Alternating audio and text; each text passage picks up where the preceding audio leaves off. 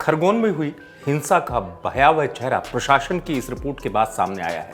किस रिपोर्ट की मैं बात कर रहा हूं, आपको बताता हूं। दरअसल खरगोन हिंसा के बाद प्रशासन ने सर्वे किया और सर्वे किया उन तमाम जगहों पर जहां पर नुकसान हुआ है। ये सर्वे किया गया इसलिए कि जैसे मध्य प्रदेश सरकार की मंशा है कि जो क्षतिग्रस्त लोग हुए हैं उनके क्षतिग्रस्त जो नुकसान हुआ है, उनका मकान हो, दुकान हो, उसकी भरपाई करेगी सरकार। तो उसी के तहत ये सर्वे किया गया। सर्वे में जो सच सामने आया वो ये आया प्रशासन की सर्वे रिपोर्ट में। जो सर्वे रिपोर्ट थी उसमें पटवारी, पीडब्ल्यूडी, नगर पालिका के कर्मचारियों के माध्यम से ये करवाया गया था पूरा सर्वे क्षतिग्रस्त इलाकों का। स्वयं कलेक्टर भी निरीक्षण करने पहुंची थी सर्वे के लिए।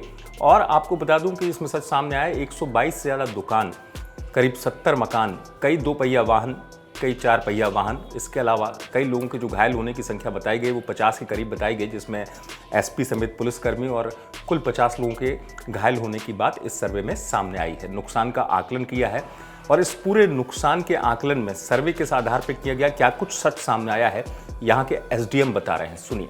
को विदित है कि 10 तारीख को जो स्थिति निर्मित हुई थी उसी के संबंध में जिन मकानों में, दुकानों में या गाड़ियों में या अन्य की संपत्ति का नुकसान हुआ उसका पूरा पटवारी का दल, पीडब्ल्यूडी का दल और नगर पालिका का दल तीनों मिलकर सर्वे कर रहा है। और सर्वे लगभग पूरा भी हो चुका है। उसमें लगभग 122 ऐसे मकान, दुकान और वाहन आए हैं जिनको क्षति हुई।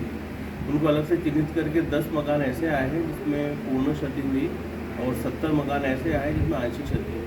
अन्य प्रकार के वाहन और अन्य प्रकार के संपत्ति की स्थितियाँ, ये सर्वे लगभग हो गया है। इसके बाद भी अगर कोई सर्वे में छूटता है तो हमने एक व्हाट्सएप नंबर जारी किया जो तहसीलदार खरगोन का है। वो सब लोग उसके ऊपर एक प्रोफार्मा भी बताया हमने सभी लोगों को। उस पर अपनी जानकारी दे सकते हैं, नाम, मोबाइल नंबर और क्या संपत्ति का नुकसान हुआ और एक फ़ोटो। तो जो लोग छूटे उनको भी वापस इस सर्वे में लिया जाएगा और सबको शासन के नियमानुसार राशि उपलब्ध कराएगी।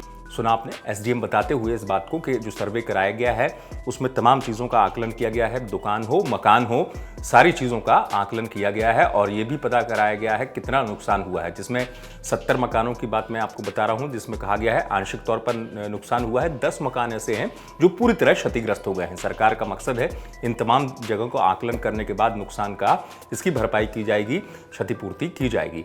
इस बीच आपको ये भी बता दूं कि कुल संपत्ति की अगर आप बात करेंगे, खरगोन हिंसा का जो सच सामने आया, उस संपत्ति के नुकसान का जो आकलन आया है निकलकर, वो करीब 2 करोड़ रुपए के आसपास का बताया जा रहा है। आपको बताइए है कि रामनवमी के दिन जुलूस पर पथराव के बाद जिस तरीके से खरगोन धधक उठा था, भयावह हिंसा हो गई थी, खरगोन में कर्फ्यू लगा दिया गया।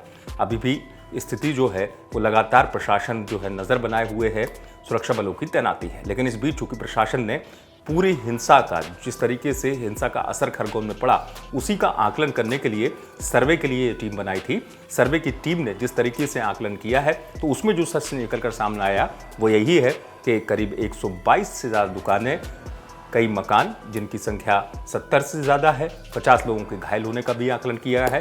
इन तमाम बिंदुओं के आधार पर प्रशासन ने ये रिपोर्ट सर्वे की तैयार की है, जिसको प्रशासन की तरफ से अब बताया गया है कि कितना नुकसान जो है इस खरगोन हिंसा के बाद में हुआ है, इसका आकलन प्रशासन ने करवाया है। खरगोन से आप तक ये खबर पहुंचाई मैं संवाददाता उमेश रेवलिया ने। आप देखते रहे एमपी तक।